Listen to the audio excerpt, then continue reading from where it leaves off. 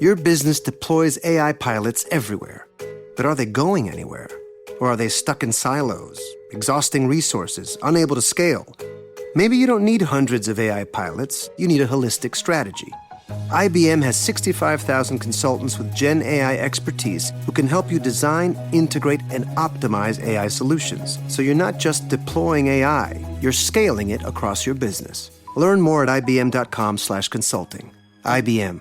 Let's create. Other realtors have vacant homes. At Pest Properties, ours come occupied and ready to invest. Looking to relocate your larvae? Try the Petri Residence. This rustic home features thousands of crevices to squirm in through, vaulted ceilings for our wall crawlers, and an outdoor bird bath teeming with mosquito eggs. So kick up your 6 hairy legs and sign today.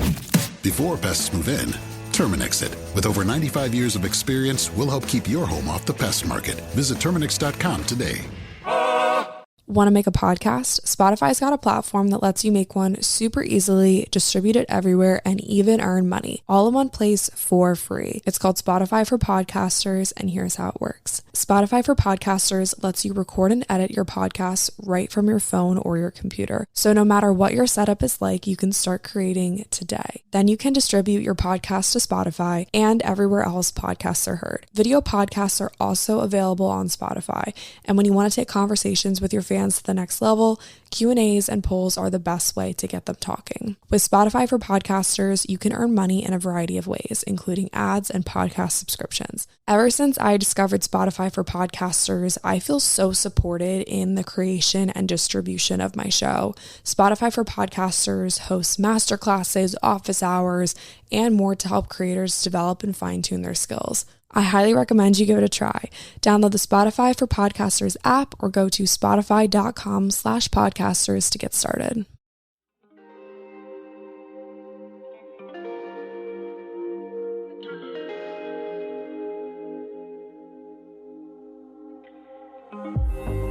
What's up, everybody? Welcome back to 80/20 Utah edition. Currently in Salt Lake City. Sam and I got in super late last night, probably it felt like 4 a.m. Eastern time. I think it was 2 Salt Lake time. And when my head hit the pillow, I knocked out, but I woke up naturally at probably 8:30 Salt Lake time, so 10:30 Eastern time. And I just have had a really good morning. We have a little bit of extra time before Sam's family lands. They're getting in tonight, and then we are going on a family vacation to Park City. So we're super excited. And I thought that I would sit down and record a podcast episode from the hotel room all about traveling and my healthy travel hacks and tips and tricks. I know that a lot of people get really stressed out before vacations or during vacations because they think that they can't enjoy themselves and still stick to their diet or their plan or whatever. But there are ways that you can do it. And I think that it's really important to note too that when you love the lifestyle that you live, when you love eating the way that you do, when you love moving your body the way that you do, it's not hard to stick to those things because you genuinely just do it because it makes you feel good. So I just thought that I would talk a little bit about all of that today and how I stick to my routine when I'm traveling, how I kind of keep up my healthy lifestyle, but at the same time have a balance and enjoy myself too. So I hope that you guys enjoy this episode. Sorry if the quality is a little bit not as good as it normally is. I actually got a different mic just to travel with. It's the Yeti Snowball mic. If you guys are interested in starting your own podcast equipment, it was about $40, I think, on Amazon, and it's pretty small. It was perfect in my carry-on. My other mic was just too big, too heavy, and I knew that I wouldn't want to travel with that big thing. So the Yeti Snowball is a perfect mic if you don't want to go all in on a mic, but you still want decent quality sound, small and compact. I've really been liking it so far. Super easy to set up. Just plugged it right into my computer, screw the stand into the bottom of it, and hit record. So absolutely love that. Maybe we'll kind of just start things off with some life updates. I just feel kind of chatty, and I feel like I can kind of implement my tips and tricks through just updating you guys on my life and talking about my travel day yesterday and my plans for the next like week and a half or so. I feel like just coming from a very like personal standpoint. I mean, you guys like when I tell personal stories and then kind of implement the tips and tricks through that. So I will kind of do that through this episode, since you guys enjoy when I do that, other than just like listing off like, you should do this, then do this, and then do that. First things first, like I said, we are in a hotel right now. So if you guys hear any like air conditioning on and off, or like doors slamming, or Sam will probably come in from his workout here pretty soon, all of those things are probably going to happen, and that's just something that we're going to have to deal with. And I hope that you guys can ignore those little noises, and maybe the mic won't even pick it up. I don't really know. Life update number 1 is that I absolutely loved the 4 Days of Healthy Habits challenge. And if you participated in that challenge, thank you so much. If you tagged me in an Instagram story, thank you so much. It just absolutely brightened my day to see you guys doing the challenge together, and it helped to hold me accountable. I made little daily recaps, and I mean, there were days when I was like, okay, I don't really feel like doing, 10 minutes outside, but I went and I did it anyway, because I knew that you guys were also doing it as well, and we were doing it together, and then I was going to be able to put it in my recap and show you guys what I did. So it's just a really cool way to get inspired, stay motivated, because there's other people doing it with you as well. And if you were on Little Circle reading the daily blog posts, I did a recipe, I did one about motivation versus commitment, I did one about like journal prompts and what's next. I just absolutely love connecting with you all. And I just cannot wait to do another challenge, and then eventually another group coaching program as well, because when I did Good Things Come in Threes, that was such an incredible program and such a transformative journey for so many of you, and myself included. And so I just love being a part of something with you guys, rather than just it being this like relationship where you just listen to me once or twice a week and then go about your day. Like, we actually interact with each other. And so if you are one of those people who I have had the opportunity to connect with over DMs, or had the opportunity to meet in real life, like, I am just so grateful for you, and I'm so blessed that you are a part of this journey with me, and I'm so blessed that I could be a piece of the puzzle for you as well. So I just wanted to say thank you so much for being a part of this like crazy roller coaster ride. This is getting kind of emotional and kind of deep, but anyway, 4 Days of Healthy Habits was a huge success, and I cannot wait to run another little freebie challenge like that for you guys. And please let me know any feedback that you have for me.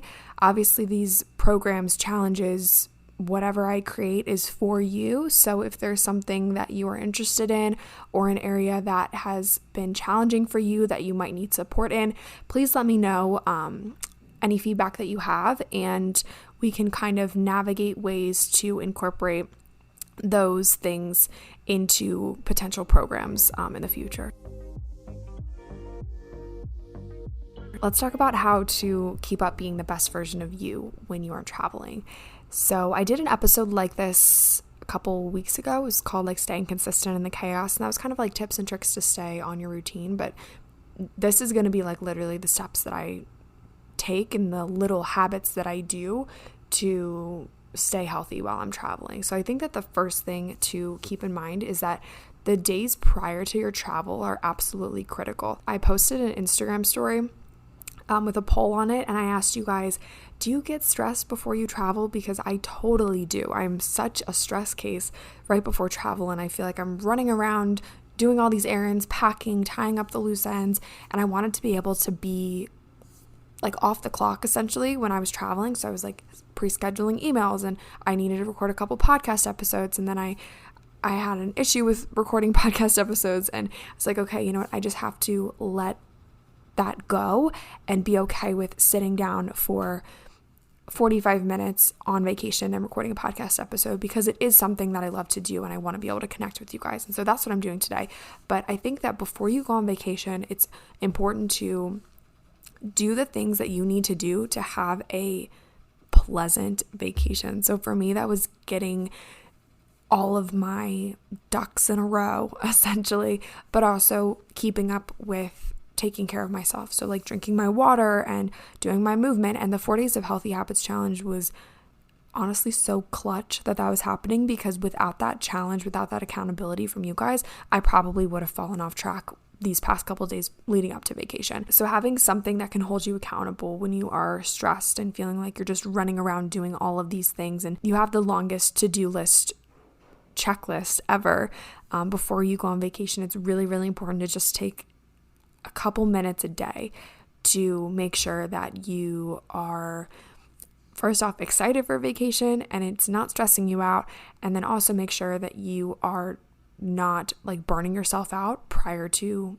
being away from home, because I think that a lot of us will go on vacation and then we come home and it's like, okay, I need a vacation from being on vacation. If you prepare properly before you leave, you won't need that kind of like limbo time. It used to take me like a week or two to get back into my routine after I came back from vacation, but now it only takes me like a day, give or take, to get back into my routine, just because I know it needs to be done. And before I left, I kind of lined things up to make it easier for myself when I got back home. So whatever that looks like for you, whether it's like work stuff, whether it's chores around the house, even just like washing your sheets before you leave and coming home to a nice, clean, made, fresh bed. I also think that packing accordingly is critical. And you guys are probably thinking like, yeah, obviously, Lily, we're going to pack the things that we need to pack. But it's really important to pack all the things that you would typically use at home. So I think a lot of us are like, oh, I'm going on vacation. Like I can just not bring as much skincare as I normally do, or I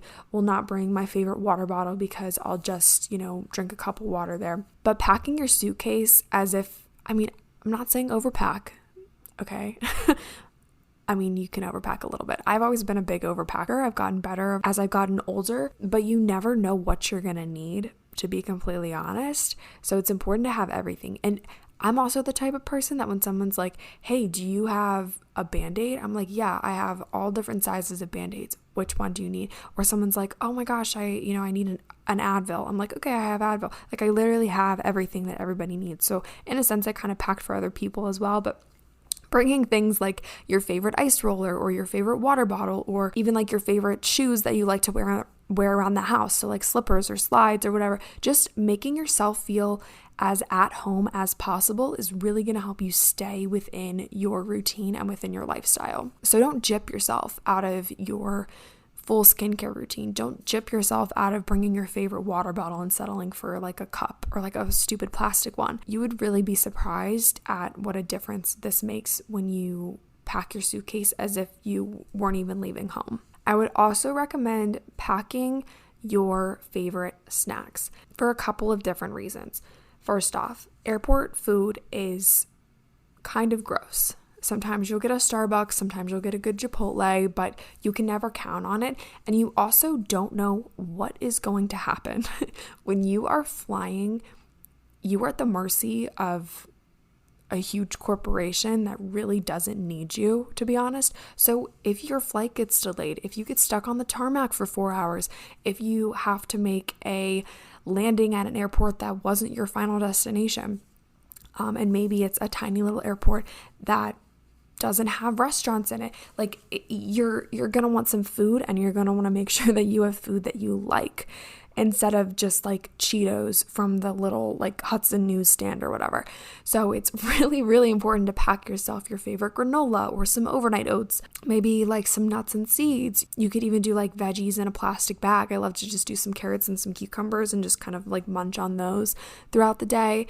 And every now and then you'll get like a really solid restaurant in an airport, but your food's going to cost you like $40 for like a freaking sandwich. Or your coffee. I think I spent $8 on a cup of coffee in the airport the other day. And obviously you can't take liquids past security, so like that's kind of a given. I just accept the fact that I'm going to spend a lot of money on coffee or food or whatever. Like even your water bottle. Like you could put your water bottle in your backpack, no liquid in it obviously, and take it past security and just fill it up at the water fountain when you get to your gate. So just like little things like that, making sure that you are fully prepared for anything that's going to happen. Also packing your toiletries and all the things that you might need in your carry-on, because for me, if I pack like I am going to get delayed, stuck in an airport. If I pack for the worst case scenario, I have a very, very smooth travel day. If I think, oh, it's just going to be a short flight, just like a nonstop hour-and-a-half flight, I can just throw everything in my suitcase. Those are the worst travel days that I ever have. And so when you pack fully prepared, nothing bad's gonna happen. Well, okay, don't quote me on that. When you pack and you're fully prepared, it seems like delays and cancellations and, emergency landings and all that stuff doesn't happen. I mean, I've been through it all. If you guys have been listening to the podcast and following me for a while, you know that I've been through just about every scenario multiple times. And yesterday was probably the smoothest travel day I've ever had. I packed for worst case scenario. Sam and I both had carry-ons, we both checked bags, and we both had our backpacks too. Had snacks, we had our computers, chargers, everything that we might possibly need, extra clothing, extra underwear, tampons, you name it, everything in our carry-ons just in case.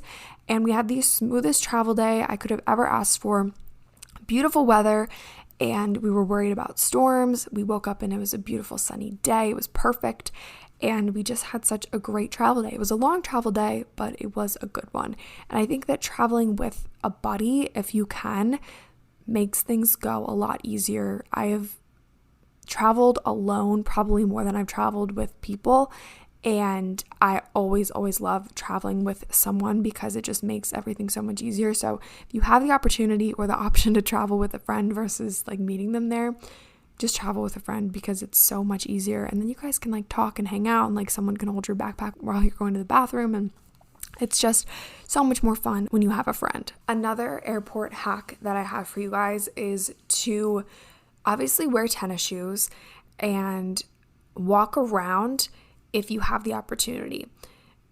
Obviously, it depends on how long your layover is and where you got to go, but if you do have extra time, maybe you have the option between taking a shuttle and walking to your next gate, just walk. I mean, you've been sitting all day. If you have like a heavy carry-on, judgment call, whatever, but I always love to just walk around the airport.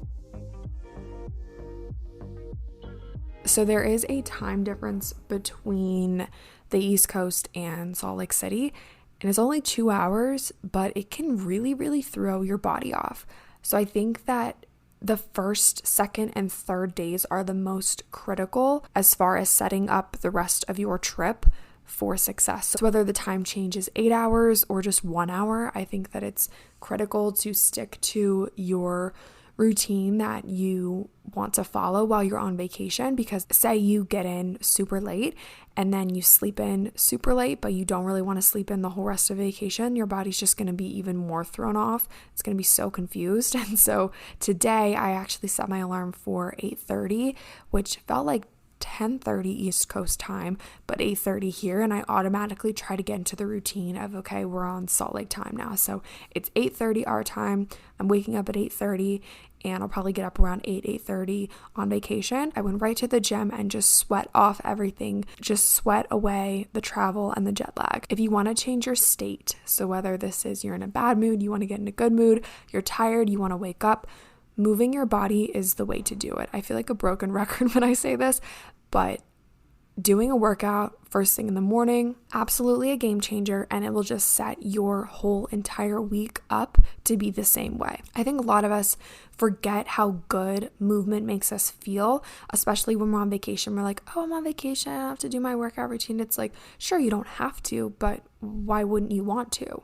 It's like if you're jet lagged and you're tired and you didn't go to bed until what felt like 5 a.m. your time, just go move your body. Just get right into the routine that you want to be on.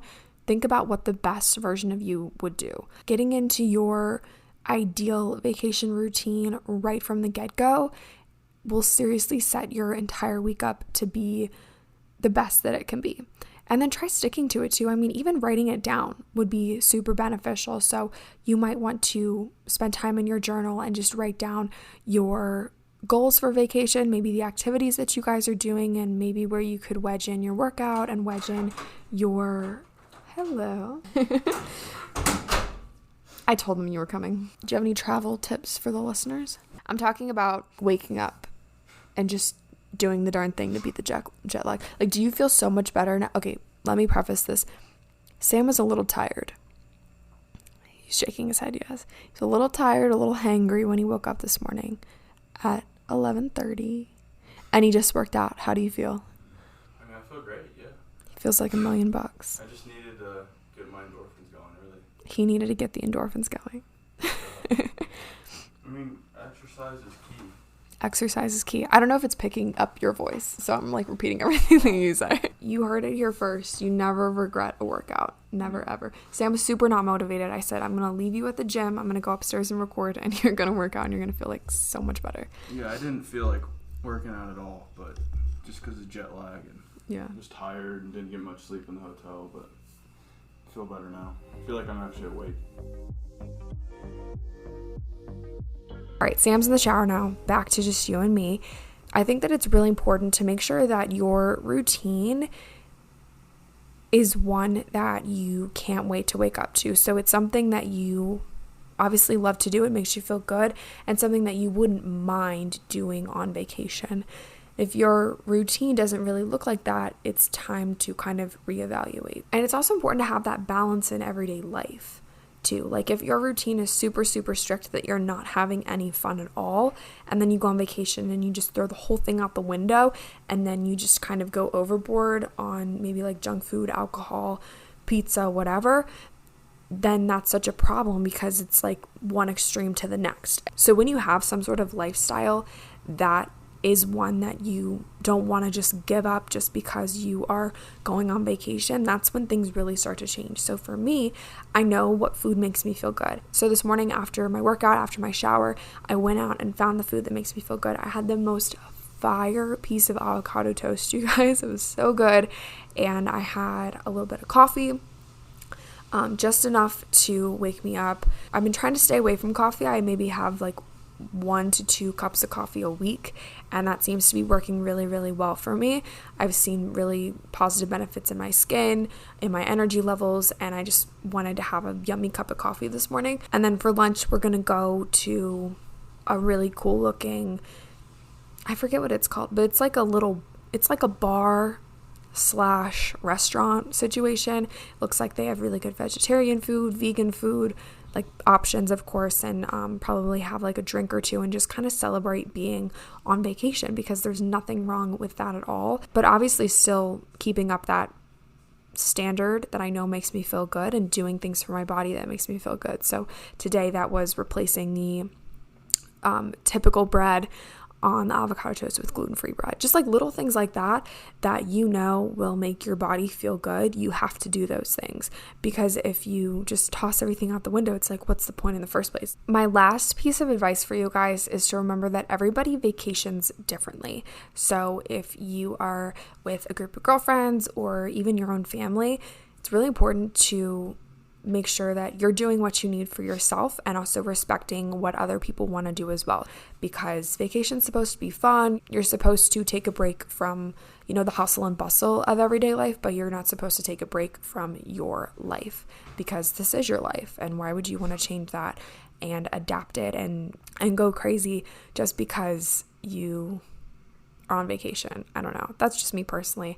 But like I said, we all vacation differently. So if this episode did not resonate with you, that's totally okay. But I really, really hope that it did. I hope that you got some sort of inspiration or motivation or just a quick little tip from this episode. And if you did enjoy this episode of 80/20, new podcasts go live every Monday and Thursday, and you can subscribe to stay updated.